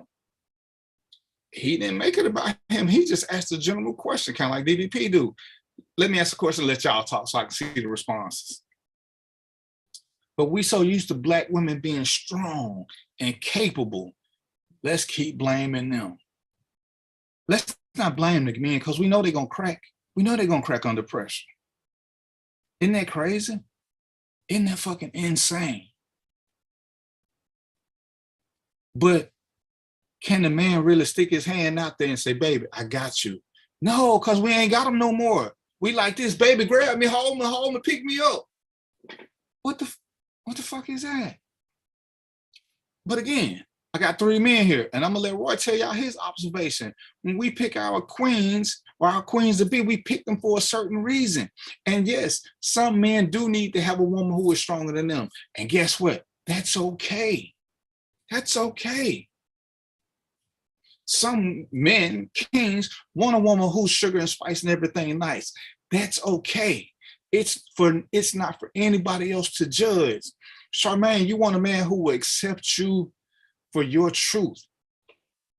Don't accept anything less. If he can't handle you, then you're going to end up handling him, which means you are going to have to be the king of your relationship. Right, you can say you have me, but do you really have me? And if he hasn't proven that, I'm willing to bet. Roy, who with me? Roy, Brown, which one of y'all got? Which one of y'all want this next question? You're funny. Just ask a question, man. All right. When you are into this woman, truly into this woman, does she not become somebody you feel the undying need to always protect and look out for to make sure she's okay? Or is she on her own? So I guess I'll start off answering that question. Because one of the things that I've said in the past, I tell women, I said the easiest way for you to determine if a man is truly into you is that he will alter his life to fit around your needs and your schedule without you having to ask. He will start making, when he recognizes your things you need to do, what you got going on, if you got a routine, he will find a way to alter himself so that he's available when you need him. That is the innate protector in a man. That is what we do when, like you said, when we find somebody that we're really into. So yeah, it's not even a question. And honestly, I think that's one of the things that we found. I don't think I've yet to find a man who's disagreed with that statement. No matter what type of personalities we have and different types of women that we like, that has been one that's been constant. That a man will tell you, yeah. The answer to your question, simple answer to your question is yes. It's like they become our first priority. It's like even in the smallest things, we want to make sure that they're okay. We want to make sure that they're comfortable and they have it's just a little situation because just as you were saying, so many of our sisters, I mean, they've been having to take care of stuff for themselves for so long that they don't really. It takes a minute for them to understand that somebody actually is here to help. So and they mean it, but yeah. What you got, B? I think that's very, very, very accurate. Not to expound that much deeper on it, but commitment, old-fashioned commitment. Once a man alters and creates a space for a woman, what are you doing it? What are we doing it for? Right? Are there long-term discussions? Are there conversations about being involved in your life? You know what I mean? Because, I think that's a big indicator as well. Protection for me, I think that's a default. That's a default. There's no way that you're gonna be in my life. I'm protecting me, but you got to walk on the outside of, the curb, the old, we old school. You know what I'm saying? These millennials and Gen Z motherfuckers, they don't know shit about this. They women walk on the outside of the curb. You know what I mean? That's just what they do. And then when you have a conversation with them, they look shocked. So protection comes in all forms by default when you're in a relationship with me. That's just, we don't even have to discuss what that looks like. Now, on the other hand, because I know if we're going to go outside of the relationship dynamic, protection is earned. No, well, right now we're talking about picking our queen. We ain't even talking about just we talking about our queen. Gotcha. And yeah, Charmaine, I'm gonna say this: men, the real men, not the biological men, real men understand this is something that we gotta earn. We're gonna make sure that it's our job to make sure that you feel safe with us. As Brian was saying, we pick where we walk to make sure you're safe from this, to make sure you're safe from that. See, typically we're supposed to walk on the outside with traffic, but in my travels, if I see too many dudes on the inside, I'm gonna be on the inside because I don't want them to have access to you. I don't want them to grab your purse. I don't want them. So yeah, I may put you close to the street. The chances of you getting hit by a car less than somebody trying to do something stupid around certain guys. But these are things that we earn. And you know what? We don't mind those tests to prove that we earn them. And see, I'm gonna give y'all a tad bit of personal information. When me and Trina first started dating, Trina had a little issue. Didn't say nothing at first. Well, she made a comment. I knew it needed to be fixed. I could have sat back. I made 2 phone calls. We had a conversation. Problem fixed just like that. Because I want her to know that when she needs something, I'm there for you. You ain't got to sit back and wait and ask me for shit. I've said that you're my woman, which means you'll be protected by DVP and all his fucking resources. This is what we doing. So she couldn't question my intent no more because the minute she needed something, I was right there. I didn't say, well, what you gonna do for me? Well, what's in it for me? Well, when I'm gonna get this? When I'm gonna get that? It was just time to do it. And ladies, I want you to understand this as I close in on the computer. We will do whatever it takes to get you if you make us do it. If you told us, if women said we only like men who wear pink skirts and brown socks, you would see men wearing pink skirts and brown socks. So when a man is not doing what he's supposed to, it's because you let him get away with not doing it. So he realized he never had to step up. So this is where I blame y'all for that. Y'all accept shit that you shouldn't accept. Some of it for the purpose of being in a relationship, some of it because, as Brian said, you made a mistake in your past and you holding on to it. But this is what you let go on. this is how some of us start demoting you. Because when we see you don't want us to do better, you ain't gonna push us.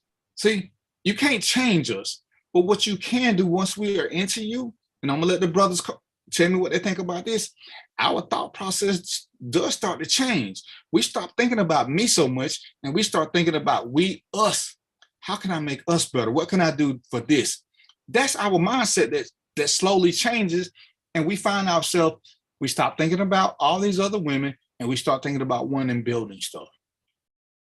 And bam, we doing it. But Trina couldn't tell me what I had to do. But as I saw Trina and I started thinking about us, I had somewhere I wanted us to be. I had somewhere, and Trina grabbed my hand and she was right there with me. Right there with me. So, but she seen the standard. Now, she would have been like, oh, no, you ain't got to do that. I'm content with this. I'm content with that. You know what I would have started doing? I would have slowly started moonwalking my ass out of her life. See, if you got a guy, and we're going to call him a guy, we're going to call him a dude. I don't care how old he is. If you got a dude that you're interested in, if he not stepping up, don't keep pulling him up. It's not your job to pull him up. It's your job to show him that you want more. If he's into you, he's going to do more. What did Brian say about the inbox? If he wants to keep you, he's going to let you go in his inbox and go from there, because that's what you want to do to get there. He's willing to show you that. When you want better, you got to demand better. When you demand better, you'll see who's worthy of you. If they don't step up, leave them where they were, leave them as your maintenance man, leave them as your plumber, and just do better. This one is totally on the women, because most of us will not step up until we feel a need to. We okay with not doing a whole lot of stuff, because it's about us. When Brian working on himself, Brian was interested in making money and pleasing Brian. Now, he said him and his new lady, they still in the beginning stages, but she's in some of his thoughts. When he looks at doing certain things, he thinks about the implications it might have on her, because he's interested in her. More than just a passing phase, more than just a quickie, some overnight sex. He has an interest in her. She will determine what happens from now on. Because the minute she starts slacking, I guarantee you, Brian ain't gonna sit back and be like, yo, you slipping, shawty. He's just gonna recognize, process, and put that foot behind him and get ready to start moonwalking. Because you know what he want? He want what most men want. He wants a woman who can help him be better than he naturally is. Not forcing. She ain't got a building, but the fact that he want more when she do this, he's like, damn, let me push a little bit higher now. Let me push a little, and he okay with that. But it ain't nothing she demanded. He saw it in her, and he was like, oh shit, I gotta step my game up. And guess what? Guess what the man is gonna do? We're gonna take that as a competitive thing, and we like it. Because now you're sparking us. Oh, that was a shot of electricity. I like this chick. She making me do better. She ain't demanding it, but she making me do better. Oh shit, that's damn near better than sex.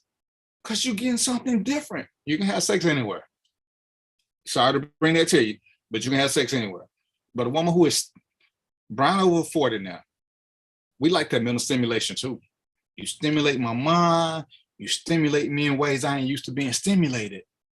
That's a major turn on. And we will do whatever. And guess what?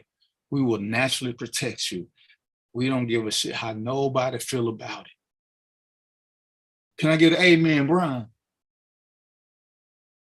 I got you, brother. Absolutely. But ladies, you got to know what kind of man you want. Do you want a 50-50 man? Do you want a man who wants to be a king? You know, me and Trina always joke about, I slap her hand if she touch a door. Because to be treated like a queen, you got to act like a queen. That's my marching mantra with every woman I've ever dated. To be treated like a queen. Look at Trina telling me to drink some blue. She's trying to get me drunk so she can take advantage of me. But to be treated like a queen, you got to act like a queen. Because I'm going to do my part. I'm going to do my part. I'm not finna let you hold open doors. Yeah, I find it offensive. They say, I don't need no man to open door for me. I was like, you know what, you're right. I took her home. Because it ain't about you needing me to open the door. Trina don't need me to support her. It makes her feel safer and more secure in her space. When she does things for me, it makes me feel safer and more secure, and it makes me want to do even a little bit more. See, all this is earned, and this is what power couples do. Because Brian want to make a little bit more money. I guarantee he does, because that's what that love shit do. It lets you not get comfortable with where you at. It makes you want a little bit more. Because now you want to impress your queen. Because that's what we do. We want to impress her.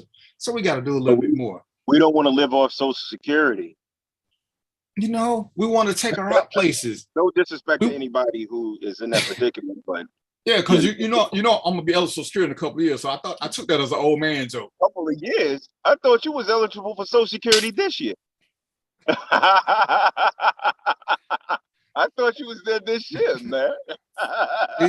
this is how some people get banned from my show. But seriously, ladies, this is what we go through when we picking a queen. So when you're there, if you think this guy wants you to be his queen, look at his actions. Look at his actions. If his actions aren't uplifting you and making you feel safe and secure, whether it's mentally, physically, psychologically, look at your decision making. Why are you picking this guy if he's doing all this? Charmaine, why are you picking a guy if you can't be honest with him and you want to be honest? Now, if you want to live a lie, pick a guy who cool with you lying to him. But if you want to be who you naturally are, who you organically are, pick a guy who accepts this. See, it ain't important what she said, but when me and Trina was going through our thing and I told her this is what I want, she said, I got something to tell you. I want you to consider this before you say yeah. She told me, I laughed. I didn't mean to laugh because it was funny. I just thought it was funny that she was telling me something for me to consider.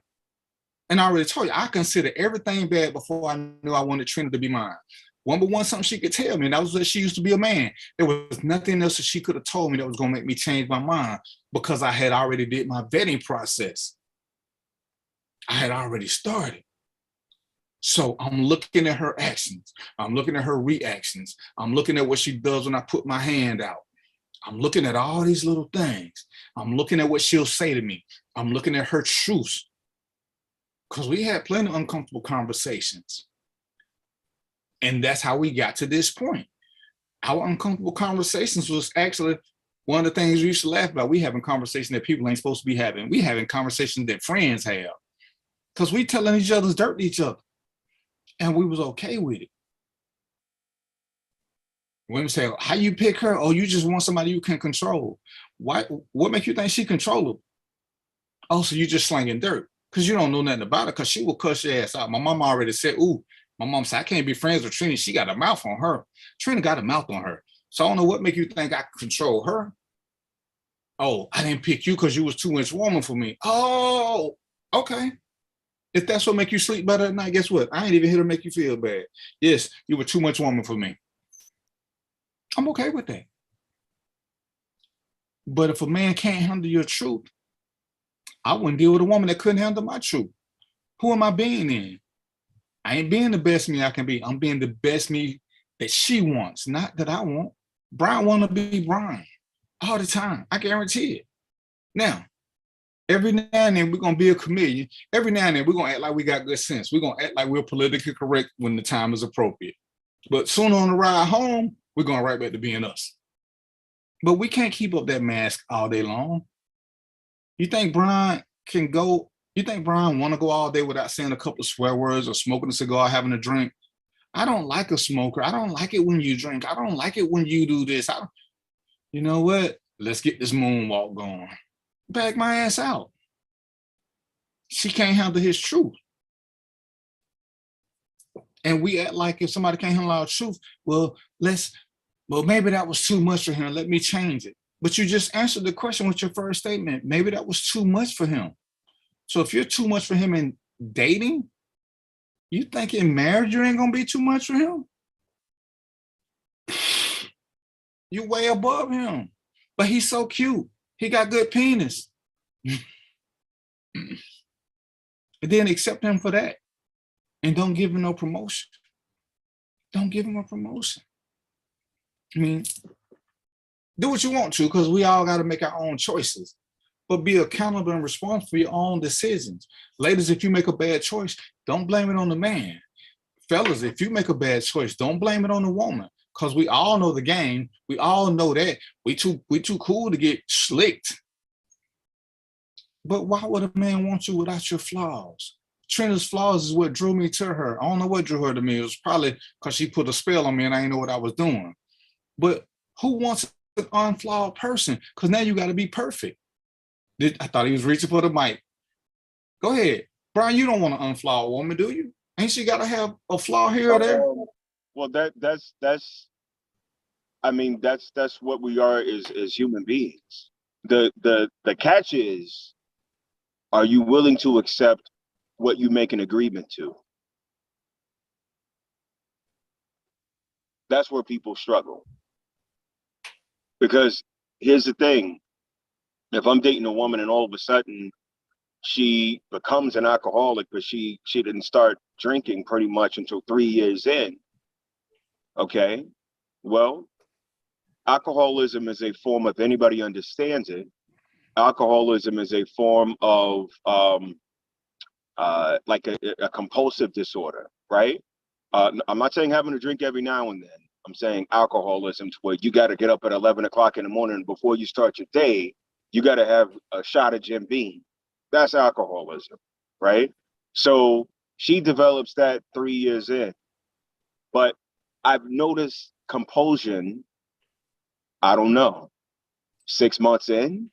So do I leave her because it's alcoholism when I made an agreement to be with her in despite of how that compulsion shows up? I would be fucked up if I didn't recognize that flaw based on other different stuff that was comfortable to me, right? Because we could accept the shit that's comfortable, but the shit that's too much, we gotta find a way to navigate that. If commitment is truly the objective. Now, there's different types. If we got a short-term hit and quit it, no marriage, no paperwork, no shit like that, that's probably why a lot of people are more lenient. But no, I expect a flaw. Or three. I expect one. And that's the way it's got to be. If I was a kind of a nut who thought that you got to be perfect, I can call what do you call those digital or mechanical robots, where you got to do what you got to do with that. But maybe that's what they're looking for. Maybe that's what people need. You know what I'm saying? But that's all they know, and they don't know how to be themselves, which is what we start off with. They don't know how to be themselves. They're so busy trying to please everybody else. Charmaine, you said it. Brian has said it. Trina said, I said it. You got to take me as I am. Now, hopefully, as we get on this journey together, we can make each other better. But where I am is where you got to take me. You can't see me as something that I'm not and try to build a bear. All I want you to do is be better for us. And when we make that decision, most of our decisions start about us. One of the things I told my wife, because I ain't supposed to say her name, but so many times on the show, it's some decisions I have to make for us. Before, I only had to make decisions for me. It didn't matter. Now there's a us. So a lot of times, 90% of my decisions are about what's good for us, not what's good for DVP, not what's good for Trina, not what's good for the kids, what's good for us in totality. Some decisions don't benefit me, the person, at all. If I was single, I would not make the same decision, but I'm not making decisions for single people now. I'm making decisions for us. And that's what this whole thing is about. And the acceptance has to be who I am, because I'm going to make mistakes. Brian is going to make mistakes. When I make a mistake, I don't mind trying to let me know that I made a mistake. Don't beat me. Just say, hey, why'd you do this? Let's talk about it. And then she can give me some solutions. Hey, did you think about this? See, this is what we build together. What's up, Robert? This is what we build together. Tell me how I made a mistake. Give me some options of what you would have preferred that I have done so I can think about them. Because maybe I didn't think about them. Maybe I had a hot-headed moment, which who would have ever figured that grown people have hot-headed, childish moments? Because all of us are so mature and we never make mistakes. Who does that? But shit, man, Trent be like, you could have said this. I'd be like, man, you're right. So sometimes Trina inbox me during the show, things I forget. I appreciate that. I don't take it as a fragile ego. Why you correcting me? I said what I said. Don't be. Who does that? This is the woman I've chosen to be with for us to get better. As Brian said, as we go through the process, if Brian gives me something, I take it as a process to make me better. He can come on my show, I can promote his show. Robert Stafford can come on my show, I can promote his show. I don't feel need to not say nothing when they show up. It's room for all of us. This is how we get into this village. So when my queen goes out, when Brian comes to town, if he sees Trina out and something bad is about to happen to her, see now Trina fall into his village because he know if I see his woman out and something happens, I'm gonna take care of her. This is how we build this village. This is how we get to that expansion where I don't have to be everywhere. Where Brian ain't gotta be everywhere. Where Roy ain't gotta be everywhere. Because now we're protecting each other. Village concept. Remember what I said. Once I decided I wanted Trina, she got all the protection that came with me and my village. People knew who she was. Trina got a flat tire one day. I was nowhere near her. I made a phone call. One of my brothers was out there in 15 minutes. Thought what he was doing. That's my village. They're going to respect her like they respect me. So she is protected. Bam. And this is the whole process. So ladies, if your man ain't willing to do that, if he has not shown you that, as Brian said, if y'all ain't had to talk about certain things, about planning, about what about this, what about that, then he really ain't there with you. He entered the winning and he playing a game waiting on you to lead everything. See, before Trina came down here, where I stopped taping because Trina gonna try to use this against me. I told Trina when her daughter graduated from school, I was gonna be up there. Me and my brother gonna rent a U-Haul. We coming to get you. We're gonna be up there on a Thursday. Your daughter graduate Friday. We'll be back in Georgia on Sunday. So have all your people over, tell all of them you leaving. But that's it. I didn't ask her a bunch of questions. I got the truck. We went up there, packed our shit and came back. We drove 2,000 miles to get her. What do you think she was thinking? This joker playing, he just talking trash.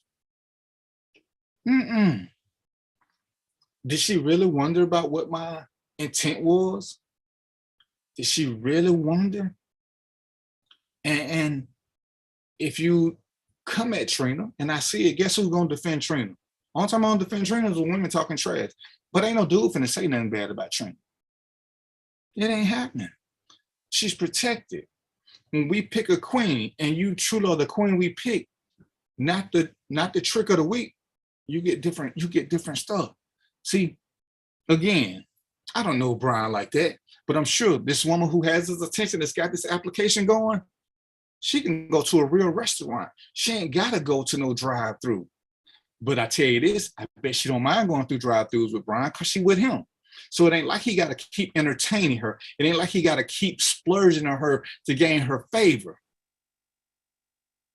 But I'm going to ask him. He unmuted his mic, so I know he ready to answer that question. Especially when you said shit about the drive-through. No, we barely eat, man. We barely eat. You starving her, Brian? No. We on the health kick, man. We on the health kick. Okay. Okay. I cook soups. I do my own homemade soups. That's all we eat is soups. I did tomato basil seafood soup yesterday. That's what we do. So if they had a soup drive-through, we go through it. But let me know if you find one. But it's gonna be in Georgia. Y'all coming to Georgia, go through the drive-through. But see what I'm saying. But if they weren't doing the health thing, they would. And that's one of the things that. Choosing a queen for me, one of the biggest things is can we be with each other and do nothing? If you can sit with somebody and do nothing, y'all can get along. I did say the topic, Charmaine, it was queens, inboxes, and questions. So we talked about crypto and Bitcoin. Then Brian talked about his inboxes, and we talking about queens now. Listen, I'm gonna need you to get a better Wi-Fi so you quit blinking in and out. Trina says she can't live off soup. She's too skinny for that. But listen, we trying to get to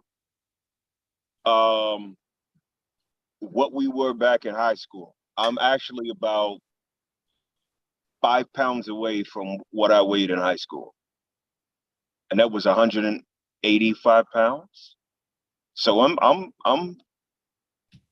it works. The shit works. Okay. I'm trying to get back to 185 too. But I'm trying to get to 210. Oh, so we're gonna be the chubster. but and I just want y'all ladies to see, because guys hate me because they say I'm already blaming them for stuff. But ladies, if you want more, you gotta demand more. And don't just come out and say you gotta do this, and this, because we don't like that. But once you put it out there, what you expecting, watch our actions. Watch our actions. Either we're gonna regress or we're gonna progress. But we can have a plan, and the plan includes uncomfortable conversations. The plan includes honest communication, not just communication, because I keep saying this all the time. When you lie to people, you still communicate. Now, he's not a fan of Bitcoin, Robert. But these are the things that are required. And then So I you have make to this. say, I'm not a fan of Bitcoin, but I do own some. Okay. Oh, that's right. Because he did say he had $200 in it. So yeah, Robert, you can look him up. His name is Brian Reveals. Yeah, he's one of my financial gurus. You're a pander of the women. You're trying to get the ladies to go. Oh, you're talking to Trent. You're so silly. Right, but everybody wants to say, oh, you pandering the women. You trying to get the ladies to go to your inbox. You ain't slick, dude. I ain't got to do all that. I'm trying to tell them so that they can quit complaining about us, and I can't defend us because we're doing girl shit trying to be kings. I want to sit back and tell a woman to do the right thing because the man is doing the right thing, but too many times the man ain't doing the right thing. The man is being a dude. You sitting back waiting. You sitting back. Well, I ain't gonna do this or she do that. That means you're responding. Kings don't respond. They lead. You cannot lead from the rear. You lead from the front. Ladies, if you keep finding yourself in the front, understand your role. If that's what you're looking for, is for a guy to follow you, then go forth and sin no more. But don't lead from the front because you have to and say you want a real king. You don't. You want this guy with a penis to give you some from time to time and keep following you. That is on you. I think also, DVP, that I think a lot of times in these conversations, what we have to recognize is iron sharpens iron. I've never seen someone take copper and try to sharpen iron with it. And so what I mean by that is that a lot of times you'll get pushback from people who are not trying to be better. People who are trying to be better instinctively find ways that they can correct issues within themselves so they can be better, so they can be the iron instead of the copper. Now, yeah, that was a bullshit way of explaining that, but I think people got my point. And again, see, this is one of those things where we gotta stop. We gotta stop blaming other people for people in their life. Brian is old enough, responsible enough to make decisions that he wants. If he picks the wrong woman, it is not her fault. Charmaine, if you pick the wrong guy, it is not his fault. We have to look in the mirror. If Trina would not have been the right woman for me, whose fault is it for picking Trina? Oh yeah, she probably misled you. How could she mislead me? So now you're saying I don't have good sense. You throwing slow jabs at me and calling me stupid. But guess what? In life, sometimes we make bad decisions. Except the fact you made a bad decision, because as Brian was talking about with inboxes, when you make a bad decision and you acknowledge it, guess what you can do? You can learn to make better decisions because now you know it's you making bad decisions. If I keep blaming Trina, I ain't gonna never change who I am. It's Trina's fault. It's Charmaine's fault. It's Cinnamon's fault. It's Roy's fault. It's Brian's fault. I'm blaming everybody except the choice maker. So I ain't gonna never change because I'm perfect, as Samuel would say. I'm perfect. I do no wrong. These women keep tricking me. These guys keep giving me bad information. It's their fault. It's their fault. But I am a king. Call me King Stupid. It's not how it works. In order to get better, you got to accept what you've done. Your past is very important. How much of your past are you still holding on to? How much of your past is telling you to still try to make other people happy? Rule number one, if you never put yourself first, nobody else will put you first. Nobody, because you've shown them, hey, I'm cool with being a backup to everybody.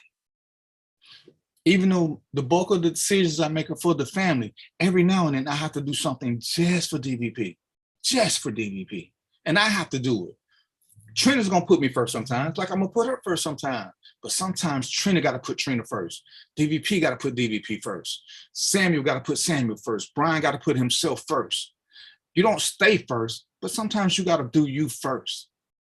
And yeah, and as Samuel say, you gotta listen when you're having those conversations, but you have to be able to speak honestly.